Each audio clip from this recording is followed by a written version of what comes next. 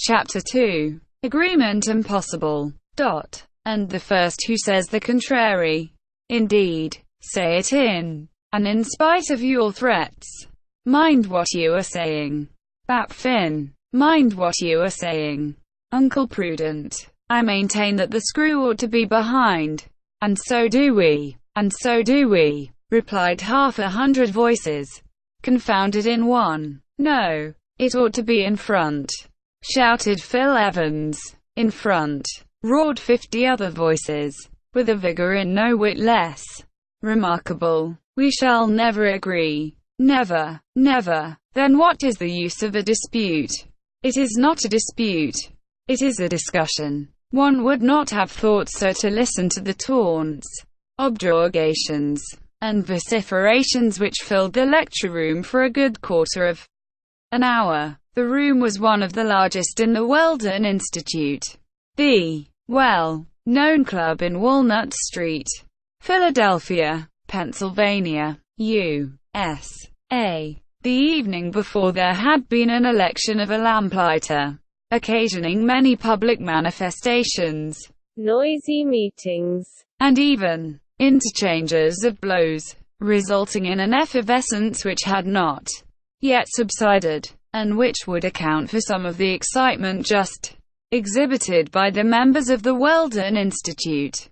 For this was merely a meeting of balloonists, discussing the burning question of the direction of balloons. In this great saloon there was struggling, pushing, gesticulating, shouting, arguing, disputing, 100 balloonists, all with their hats on, under the authority of a president, assisted by a secretary and treasurer. They were not engineers by profession, but simply amateurs of all that appertained to aerostatics. And they were amateurs in a fury, and especially foes of those who would oppose to aerostats, apparatuses heavier than the air, flying machines, aerial ships, or what not, that these people might one day discover the method of guiding balloons is possible. There could be no doubt that their president had considerable difficulty in guiding them. This president, well known in Philadelphia, was the famous Uncle Prudent, Prudent being his family name. There is nothing surprising in America in the qualificative uncle, for you can never be uncle without having either nephew or niece. There they speak of uncle as. In other places they speak of father, though the father may have had no children. Uncle Prudent was a personage of consideration, and in spite of his name was well known for his audacity. He was very rich, and that is no drawback even in the United States. And how could it be otherwise, when he owned the greater part of the shares in Niagara Falls? A society of engineers had just been founded at Buffalo for working the cataract. It seemed to be an excellent speculation. The 7,500 cubic meters that pass over Niagara in a second would produce 7 millions of horsepower. This enormous power, distributed amongst all the workshops within a radius of 300 miles, would return an annual income of $300 million, of which the greater part would find its way into the pocket of Uncle Prudent. He was a bachelor. He lived quietly, and for his only servant had his valet Fry Colin, who was hardly worthy of being the servant to so audacious a master. Uncle Prudent was rich, and therefore he had friends, as was natural. But he also had enemies, although he was president of the club. Among others all those who envied his position. Amongst his bitterest foes we may mention the secretary of the Weldon Institute. This was Phil Evans, who was also very rich, being the manager of the Wheelton Watch Company, an important manufactory, which makes every day 500 movements equal in every respect to the best Swiss workmanship. Phil Evans would have passed for one of the happiest men in the world, and even in the United States, If it had not been for Uncle Prudent, like him he was in his 46th year, like him of invariable health, like him of undoubted boldness. They were two men, made to understand each other thoroughly. But they did not, for both were of extreme violence of character. Uncle Prudent was furiously hot. Phil Evans was abnormally cool. And why had not Phil Evans been elected president of the club? The votes were exactly divided between Uncle Prudent and him. 20 times there had been a scrutiny, and 20 times the majority had not declared for either one or the other. The position was embarrassing, and it might have lasted for the lifetime of their candidates. One of the members of the club then proposed a way out of the difficulty. This was Chip, the treasurer of the Weldon Institute.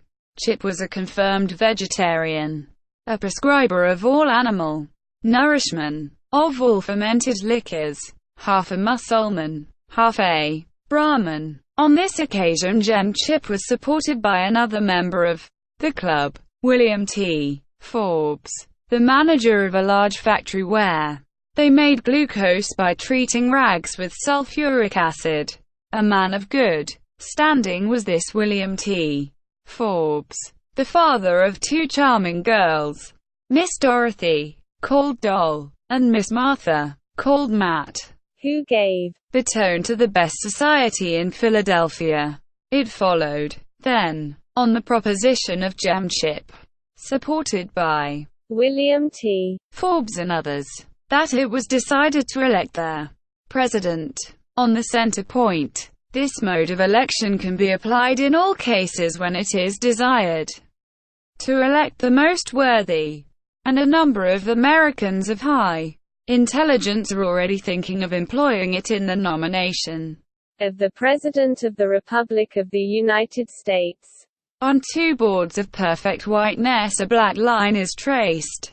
The length of each of these lines is mathematically the same, for they have been determined with as much accuracy as the base of the first triangle in a trigonometrical survey. That done, the two boards were erected on the same day in the center of the conference room, and the two candidates, each armed with a fine needle, marched towards the board that had fallen to his lot. The man who planted his needle nearest the center of the line would be proclaimed president of the Weldon Institute. The operation must be done at once. No guide marks or trial shots allowed. Nothing but sureness of eye. The man must have a compass in his eye, as the saying goes. That was all. Uncle Prudent stuck in his needle at the same moment as Phil Evans did his. Then there began the measurement to discover which of their two competitors had most nearly approached the center.